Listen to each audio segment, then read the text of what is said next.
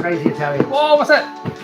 Oh, this is the latest release from Tamiya.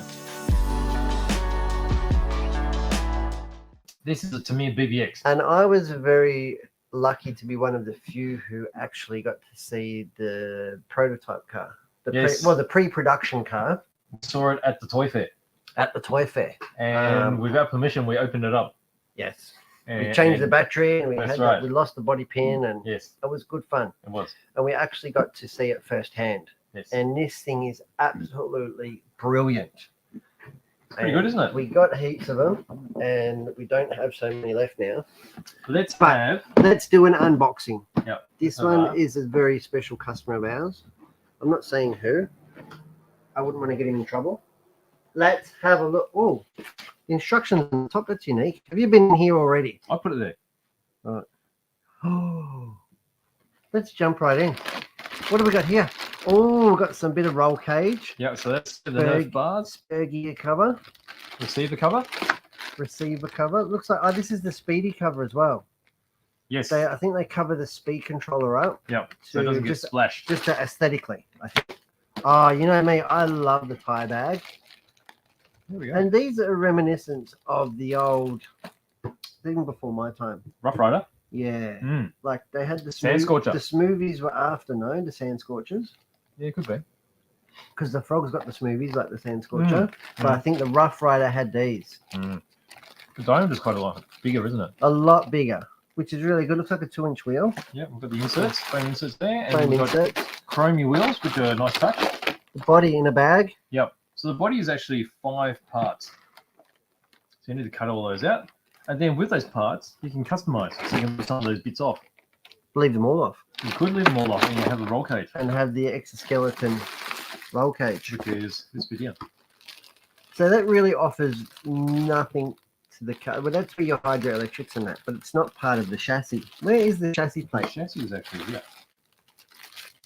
Here's the chassis plate. And that is very modern in design in that it's not just a flat piece of plastic. How stiff is it? It's pretty stiff. By the time you put the roll cage on it, it's going to take all that stiffness out of it. And you can see the recess there for the battery. Yeah. Okay, so you've got some cooling holes, or that could even be dirt release holes. The dirt comes in, they'll just straight out again.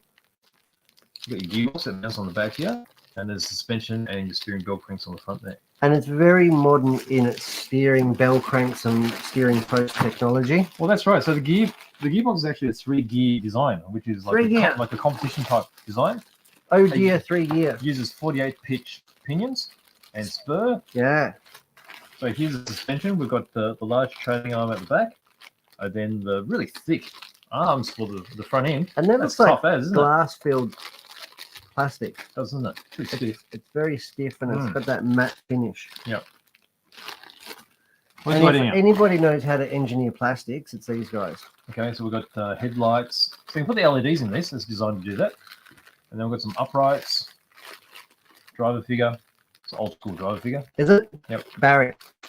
Bazza. What's pretty good, isn't it? Do you think this one will get a center helmet?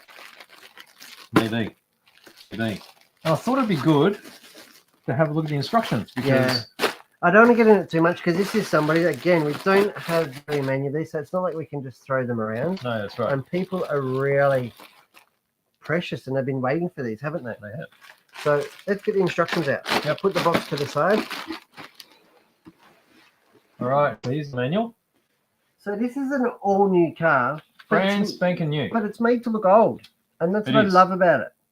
And customization is endless. So you've probably seen a lot of pre-production photos where there's a wheel screwed to the back. Yeah. So that's an option.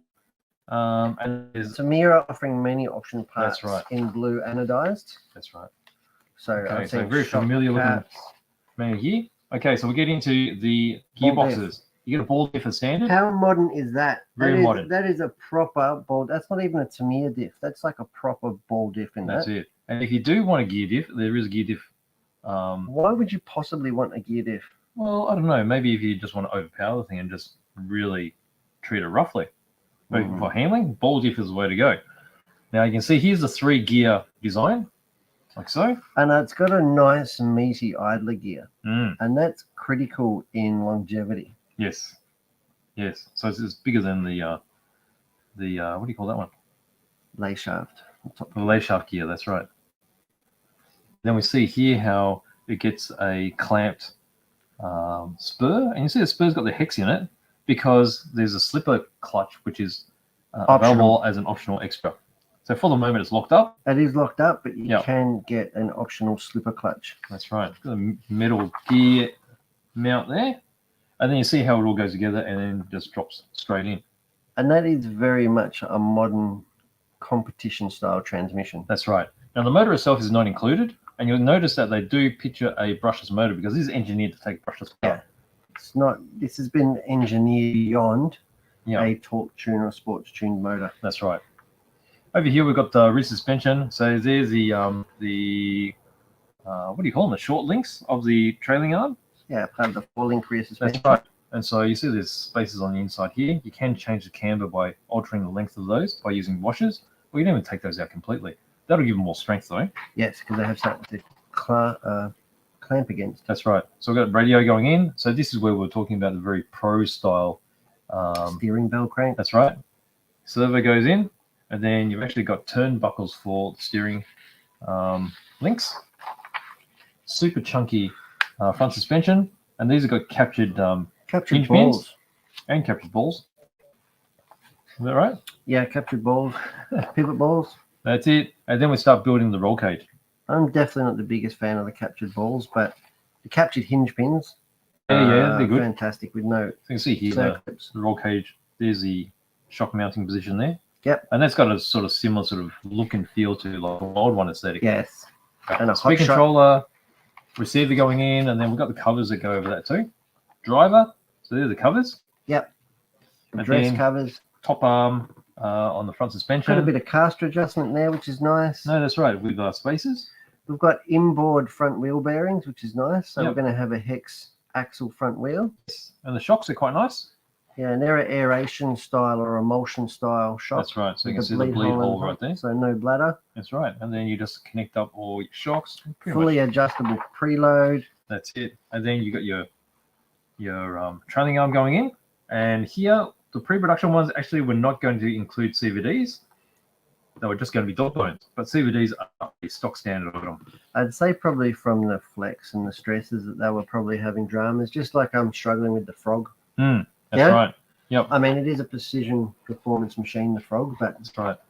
So you got Nerf bars going on. Nerf bars. Very clever design in the rear of the roll cage. So you can undo a couple of screws and it'll flip out of the waist and get access to the rear gearbox in your motor.